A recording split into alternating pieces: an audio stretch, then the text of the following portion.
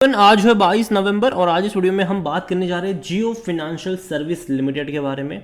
देखिए 220 रुपए का ये शेयर है। आज ना ही तेजी है ना ही गिरावट है, बाजार का भी कुछ ऐसा ही हाल है। पिछले एक महीने में अगर हम देखें तो 6-6.5% की बेहतरीन तेजी हमने यहाँ पर देखी। 206 रुपए से 226 का लेवल देखा और अभी देखा जाए तो ये बीच में कहीं अटका हुआ ज़रूर है। बातचीत करेंगे यहाँ पर कि कंपनी में चल क्या रहा है, क्योंकि देखो बहुत कुछ चल रहा है। हाल फिलहाल में बहुत नई लिस्टिंग कह सकते हो, लेकिन कंपनी का जो बिजनेस है वो भी साथ साथ डेवलप्ड होता जा रहा है। तो बातचीत करेंगे उसके बारे में, लेकिन उससे पहले अगर आपने अभी तक चैनल को सब्सक्राइब नहीं किया है तो प्लीज़ अभी इसे सब्सक्राइब कर लीजिए, क्योंकि आगे भी बहुत सारे वीडियोस हैं जो आपको काफ़ी ज़्यादा हेल्प करेंगे। तो एक महीने में तेज़ी ज़रूर है और अभी हाल फिलहाल में ही इसकी लिस्टिंग हुई थी। लिस्टिंग के साथ ही यहाँ पर गिरावट देखने को मिली, क्योंकि ये कंपनी पहले जो रिलायंस इंडस्ट्रीज़ थी उसी के अंदर इंक्लूडेड थी। तो बाय डिफ़ॉल्ट जब ये अलग हुआ तो ऑलरेडी जिस इंडाइसिस में रिलायंस इंडस्ट्रीज़ थी उस सभी इंडाइसिस का वो पार्ट था, लेकिन अलग होते ही उन सारे इंडाइसिस से इसको हटना था। तो भाई साहब जो आउटफ्लो भी देखने को मिला, गिरावट भी देखने को मिली, लेकिन बाद में जो तेज़ी भी बनी थी उसकी वजह भी यही थी कि रिलायंस ने खुद ऑलमोस्ट 6 करोड़ शेयर्स खरीदे थे यहाँ पर, ठीक है।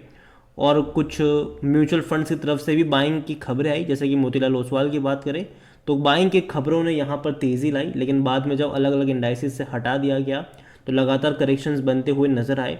अभी बीच में जहाँ पूरे बाजार में गिरावट थी तो इसने तेज़ी दिखाई थी और उसकी सबसे बड़ी वजह थी, देखो यहाँ से 206 से ये जो 222 के लेवल पर गया था, ये वो दौर था जहाँ बाजार में बहुत बड़ी गिरावट थी, लेकिन फिर भी ये शेयर तेज़ी दिखाते नजर आए क्योंकि रिलायंस ने 2 करोड़ शेयर्स अतिरिक्त यहाँ पर खरीदे थे।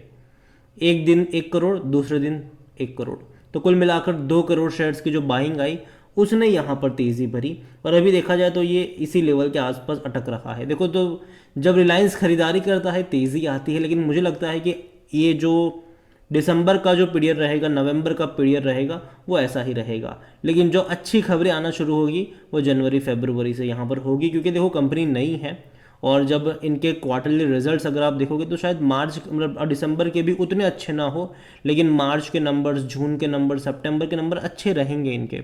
जहाँ तक बात करी जाए कंपनी पैसा रेज करने की भी खबरें आ रही है कि जियो फाइनेंशियल सर्विसेज जो है वो तकरीबन 5 से 10 हज़ार करोड़ रुपए बॉन्ड इश्यू के जरिए रेज यहाँ पर कर सकती है, जो कि अच्छी चीज़ है, कोई बुरी चीज़ नहीं है।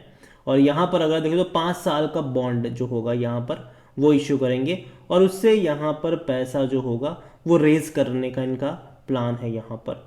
और जहाँ तक बात करें कंपनी की तो भाई साहब कंपनी खराब तो नहीं है, कंपनी शानदार मैं कहूँगा। हालांकि बिजनेसेस इनके नए नए हैं तो देखना होगा कि इसके एग्जीक्यूशंस किस तरीके से होते हैं लॉन्ग टर्म के लिहाज से।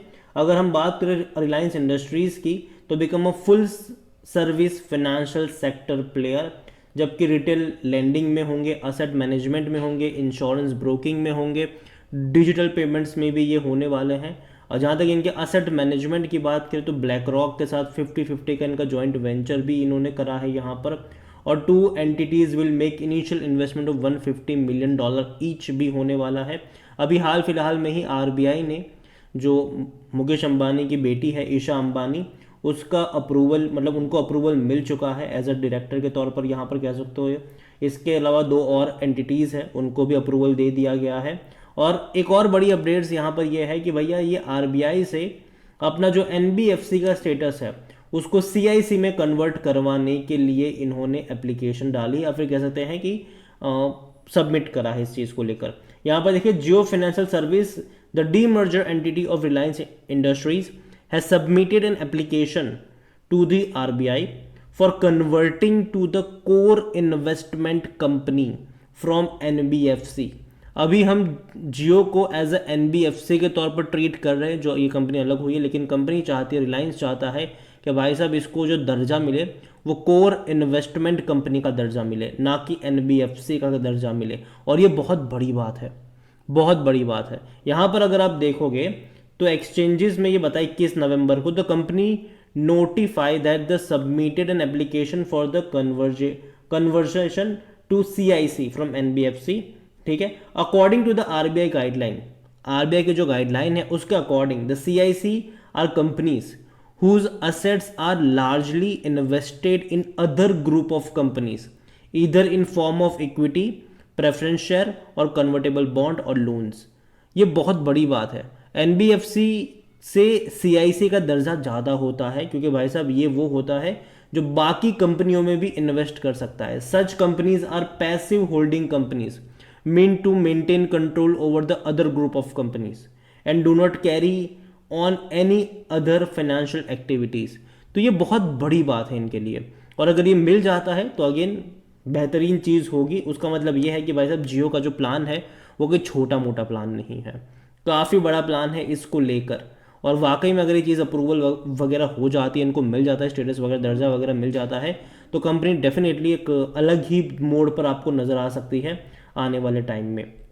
तो देखिए ओवरऑल जियो फाइनेंशियल की मैं बात करूँ, कंपनी पहली चीज़ ख़राब नहीं है, कंपनी अच्छी है, लेकिन जो बिजनेसेस इनके हैं वो जस्ट अभी अभी शुरू हुए बिजनेसेस हैं। अब काफ़ी लोग बोलेंगे भाई साहब 4000 के पी पर बैठा हुआ शेयर आपको अच्छा कैसा लग सकता है।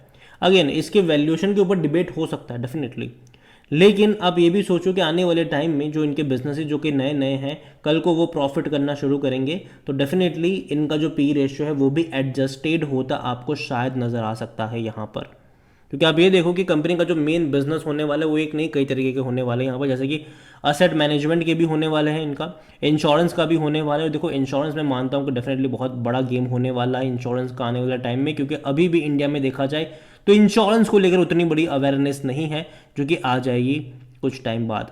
डिजिटल पेमेंट्स की बात करें तो हालांकि पेटीएम, फ़ोनपे, गूगल पे ने वैसे भी मार्केट बहुत ज़्यादा कैप्चर करके रखा है, लेकिन इनके पास भी एक बड़ा एज होगा रिलायंस का।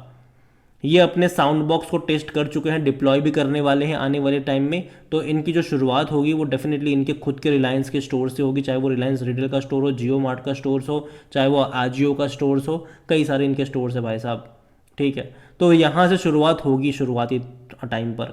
उसके अलावा अगर हम बात करने जाएँ तो मैं मानता हूँ कि क्रेडिट कार्ड के बिजनेस में भी जो ये एंट्री कर रहे हैं एसबीआई के साथ मिलकर, वो भी फ्यूचर है भाई साहब। धीरे धीरे हम भी, इंडिया भी अगर आप देखोगे तो बाकी वेस्टर्न कंट्रीज़ की तरह क्रेडिट कार्ड का बहुत बड़े पैमाने पर यूज़ करना शुरू कर चुका है, और आगे ये जो इस्तेमाल है ये बढ़ेगा, कम नहीं होगा। तो इस चीज़ के बारे में भी याद ज़रूर रखिएगा। तो यहाँ पर इतना ही मैं कहूँगा कि देखो ये कहना कि भैया बॉटम बन चुका है जल्दबाजी होगी, अभी भी नवंबर दिसंबर तक ये इसी रेंज के आसपास या थोड़ा बहुत ऊपर नीचे ट्रेड करता आपको नज़र आ सकता है। अब तक हमने यहाँ पर बहुत सारी नेगेटिव खबरें सुनी, मुझे लगता है कि जनवरी फरवरी से शायद आपको पॉजिटिव खबरें भी देखने को मिल जाएगी इस कंपनी में, कि अलग अलग इंडाइसिस में इनकी एंट्री हो रही है, यहाँ पर ये चीज़ टेस्ट करी जा रही है, ये क्वार्टरली रिजल्ट्स में इतना इंप्रूवमेंट देखने को मिला है। तो ये सारी चीज़ें शायद आपको देखने को मिलेगी, जो कि पर्सपेक्टिव जो है वो इन्वेस्टर का चेंज करेंगे, लेकिन टाइम लगेगा। अभी भी नवंबर दिसंबर मुझे लगता है कि थोड़ा बहुत अप्स एंड डाउन्स रहेगा। मैं अभी भी कहूँगा कि 200 रुपये के आसपास का जो लेवल है वो एक स्ट्रॉन्ग सपोर्ट के तौर पर यहाँ पर काम कर सकता है, तो वहाँ पर नज़र डेफिनेटली आपकी होनी चाहिए। लेकिन साथ में एक डिस्क्लेमर ये भी मैं दे दूँ कि भाई साहब बहुत बड़ी क्वांटिटी में किसी एक लेवल पे शेयर खरीद के मत बैठ जाना, क्योंकि टाइम लगेगा, ये शेयर टाइम लेगा, ये कंपनी टाइम लेगी। जब भी तेज़ी आएगी जो एग्जिस्टिंग इन्वेस्टर्स है वो थोड़ी बहुत प्रॉफिट टेकिंग करने की कोशिश करेंगे, तो टाइम लगेगा यहाँ पर। तो अगर आप लॉन्ग टर्म के निवेशक हो, अगर आपका नज़रिया 2-3 साल का है तो ही इन्वेस्ट करें, 2-3 महीने का है तो भाग जाइए यहाँ से, सिंपल सी बात है।